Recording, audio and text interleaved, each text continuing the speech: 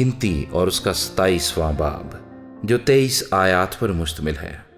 تب یوسف کے بیٹے منسی کی اولاد کے گھرانوں میں سے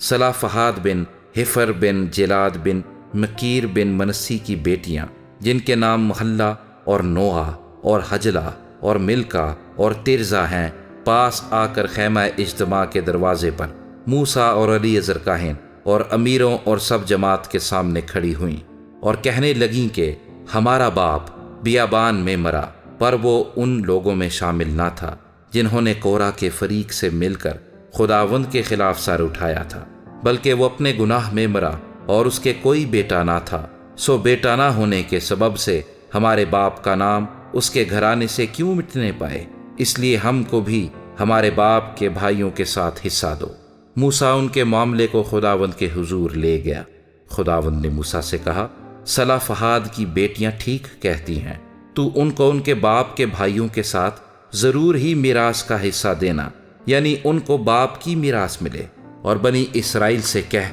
کہ اگر کوئی شخص مر جائے اور اس کا کوئی بیٹا نہ ہو تو اس کی میراث اس کی بیٹی کو دینا، اگر اس کی کوئی بیٹی بھی نہ ہو تو اس کے بھائیوں کو اس کی میراث دینا، اگر اس کے بھائی بھی نہ ہوں تو تم اس کی میراث اس کے باپ کے بھائیوں کو دینا، اگر اس کے باپ کا بھی کوئی بھائی نہ ہو تو جو شخص اس کے گھرانے میں اس کا سب سے قریبی رشتہ دار ہو اسے اس کی میراث دینا، وہ اس کا وارث ہوگا۔ اور یہ حکم بنی اسرائیل کے لیے جیسا خداوند نے موسیٰ کو فرمایا واجبی فرض ہوگا۔ پھر خداوند نے موسیٰ سے کہا، تو اباریم کے اس پہاڑ پر چڑھ کر اس ملک کو جو میں نے بنی اسرائیل کو عنایت کیا ہے دیکھ لے، اور جب تو اسے دیکھ لے گا تو بھی اپنے لوگوں میں اپنے بھائی ہارون کی طرح جا ملے گا، کیونکہ دشت سین میں جب جماعت نے مجھ سے جھگڑا کیا تو برعکس اس کے کہ وہاں پانی کے چشمے پر تم دونوں ان کی آنکھوں کے سامنے میری تقدیس کرتے،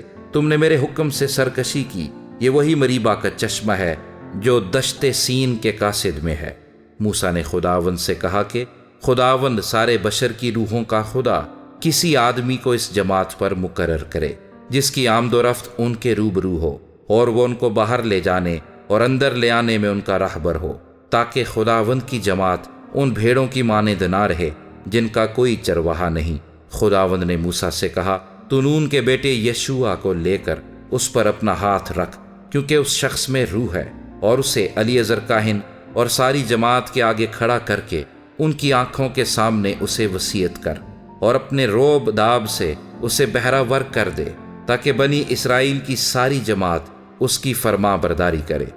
وہ الیعزر کاہن کے آگے کھڑا ہوا کرے جو اس کی جانب سے خداوند کے حضور اوریم کا حکم دریافت کیا کرے گا۔ اسی کے کہنے سے وہ اور بنی اسرائیل کی ساری جماعت کے لوگ نکلا کریں، اور اسی کے کہنے سے لوٹا بھی کریں۔ سو موسیٰ نے خداوند کے حکم کے مطابق عمل کیا، اور اس نے یشوع کو لے کر اسے الیعزر کاہن اور ساری جماعت کے سامنے کھڑا کیا، اور اس نے اپنے ہاتھ اس پر رکھے، اور جیسا خداوند نے اس کو حکم دیا تھا اسے وصیت کی۔